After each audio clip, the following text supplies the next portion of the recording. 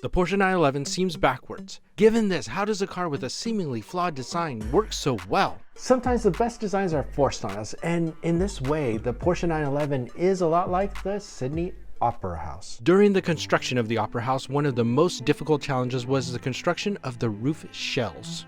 The problem was that the sections were so large and complex that they could not be assembled right side up. Instead, they had to be assembled upside down. The iconic layout of the Porsche 911's engine placement is like the Opera House. The very first Porsche 356 was mid-engined, but things changed and manufacturing costs with working with Volkswagen forced the engine to be put behind the rear axle. For the 911, manufacturing costs continued to be a factor, as well as expectations of Porsche enthusiasts expecting their new sports car to be rear-engined. From both a motorsport and conventional car layout, this is all backwards and should be terrible. The thing is that the engine hanging out back behind the rear axle has become the 911's defining trait. No matter if it is water-cooled, air-cooled, turbocharged, or naturally aspirated, the 911 has the engine out back.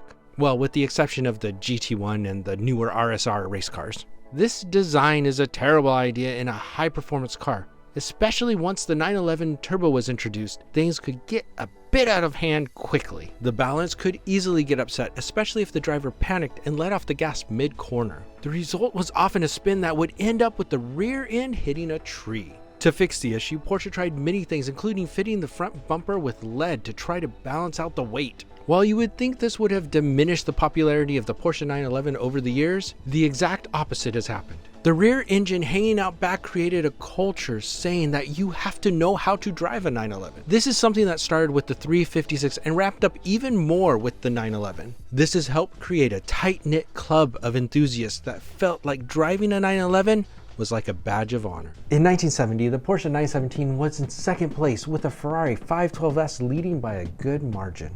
The Ferrari was being driven by Ignazio Giunti when he lost traction and crashed. Fortunately, Ignazio survived the fiery crash, but he had to be taken to the hospital to treat his injuries. The loss of traction resulted in the Porsche 917 of Herman and Atwood winning the race. This event shows just how important traction is in a performance car.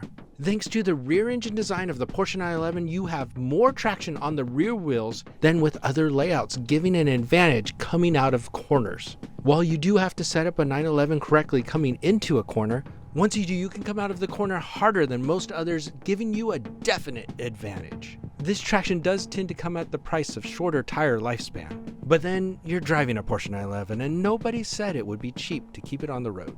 During the same 1970 24 Hours of Le Mans, coming into the final lap, driver Hans Hermann was rounding the last corner coming to the finish line when he realized his brakes had failed. He was traveling at about 140 miles per hour and the car was heading directly for the barriers at the end of the straight. Instead of panicking, Herman made a split-second decision to turn the car into a high-speed drift, using the steering wheel and throttle to control the car's slide. He managed to steer the car through the corner and through the finish line, winning the race by only 394 feet.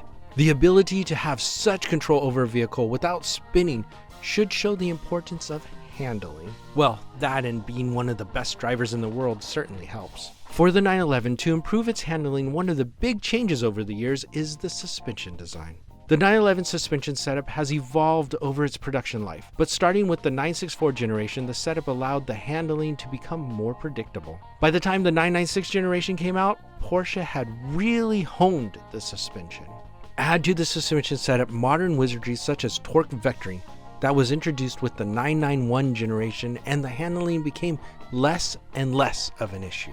With the new GT3, Porsche has also moved to a double wishbone suspension design that has improved its track capabilities significantly. The design of the Porsche 911 allows for rear seats. They may be small, but they are easily large enough for children. What other car can you get with 911 Turbo S performance and have the kids in the back seat screaming with joy the entire time you launch? Is there a more iconic shape than the Porsche 911? Since the introduction of the Boxster, it is the design language that all other Porsches follow. The 911 is a case of form following function, and it's a beautiful shape. It may not be the outlandish artwork of some Italian models, but it looks fast even when sitting there with those sculpted front fenders and the iconic swooping back. The best part is it doesn't draw too much attention to itself. You'll get a few enthusiasts admiring your 911, but even in a GT3 you won't get the insane amount of attention as you'll get in something like a Lamborghini. It's just that perfect balance of that special feeling while driving without the downside of an overly flashy car. The Porsche 911 is an engineering marvel. It shows that perseverance and hard work can overcome even the very laws of physics. The thing is that as good as a 911 is, sometimes the Boxster is the right answer. So check out this video to see why I regret selling my Porsche Boxster.